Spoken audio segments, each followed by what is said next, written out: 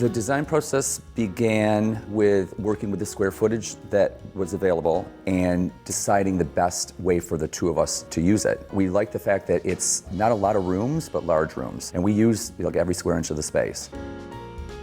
I would describe the palette as dark, kind of sexy. We both grew up in the 70s and we kind of like that aesthetic. Picking up things that we grew up with, like velvets and furs and wools and leathers and brass. And since we're home mostly in the evenings, we kind of wanted to create a space that was comfortable and cozy and kind of enveloped you. As far as the holidays, I have a set look. I use the same pieces year in and year out, but if I see something that kind of speaks to me, I will buy it and incorporate it into the holiday. But it's generally candles and hurricanes and ornaments and simple things that don't necessarily say holiday, but I generally keep it the same every year. My mother was like a fanatic. It was like visiting Santa's workshop. She went crazy at Christmas. Maybe that's why I'm doing the antithesis of the red, white, and green, because it was an explosion of that when I was growing up. I do bring a little bit of that tradition as far as I've got some pieces from my childhood, but it's very different from what I grew up with. But the feeling is the same. It's the feeling of just the love of being home and being surrounded by the things that you love. I think it's a sexy space, and why is because when people come into the space, I kind of want them to feel sexy, and I want them to feel good, and I want them to have a glass of wine or a glass of scotch and just sit down and be comfortable, and nothing is off limits, and I don't want people to feel like they can't do anything in here. I want it to be an unusual experience when people come and spend time here.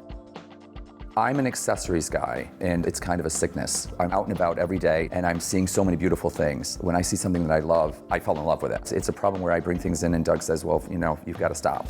And it is kind of a challenge because I want to make sure that I don't just fill the space with just junk. Every piece has to mean something to me.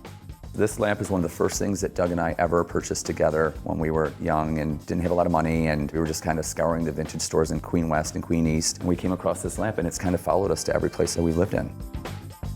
As far as the art in the apartment, I'm drawn to photography. There's a Care Bear piece in the foyer, which I bought years ago at Art with Heart. I also collect vintage life drawings. I love just the gestural kind of freedom, so I have a whole wall of them in the hallway.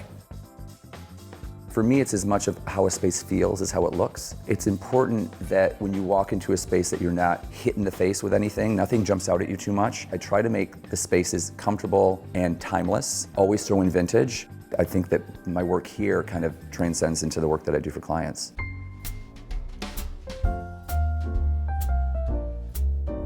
For me, what I love most about this time of year is coming home and lighting the fire and turning the lights on, and the overall sense of just how the place feels. It's not one particular thing, it's the culmination of everything together. Just the lights in the tree and the glow of the candles and just the way the warmth of the brass throughout the apartment kind of reflects the candlelight and the warmth.